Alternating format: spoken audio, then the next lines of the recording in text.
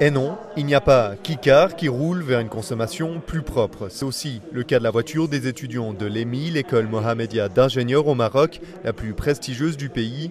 Eux aussi ont développé une voiture à faible consommation d'énergie qui a participé à l'Eco-Shell Marathon en Allemagne, la plus grande course automobile au monde en matière d'économie d'énergie. Une aventure portée à bout de bras par ses étudiants et pas si loin des objectifs d'Icar. Ahmed est l'un de ses concepteurs. L'esprit de l'équipe de la compétition chez l'éco-marathon, c'est de pousser les élèves ingénieurs partout dans le monde, de faire valoriser leurs connaissances et du savoir-faire afin de préserver et de respecter la question de l'environnement. Le projet Icar, c'est la même chose, c'est de parcourir les 40 000 km avec sans émission de CO2. Nous, la différence, c'est de parcourir la plus grande distance, mais avec le minimum. Faire le maximum de kilomètres avec le minimum d'essence, un projet technologique qui prouve l'intérêt des écoles d'ingénieurs marocaines dans le développement de techniques plus efficientes. Driss Bouhami, directeur de l'EMI.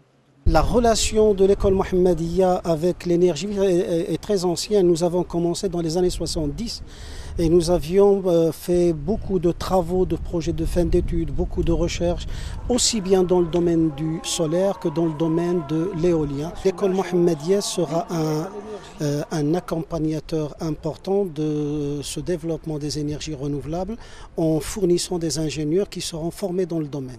L'EMI a été créée en 1964 selon le souhait du roi Hassan II.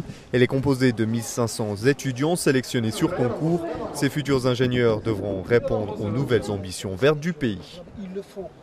Les besoins sont très importants, particulièrement maintenant parce que le Maroc s'est engagé dans la production d'énergie à partir du soleil et à partir du vent. Donc le solaire et l'éolien vont être développés d'une manière très très forte au Maroc. Pour ce faire, l'EMI a lancé une nouvelle filière dédiée aux énergies renouvelables et au développement durable, une formation unique au Maroc. Les premiers diplômés devraient en sortir dans 3 ans, une nouvelle formation soutenue par les étudiants dont Nabil, élève en génie informatique. À partir de l'implémentation de la charte d'environnement, le Maroc a été lancé dans des grands projets et dans ces projets, il faut toujours voir l'impact sur l'environnement.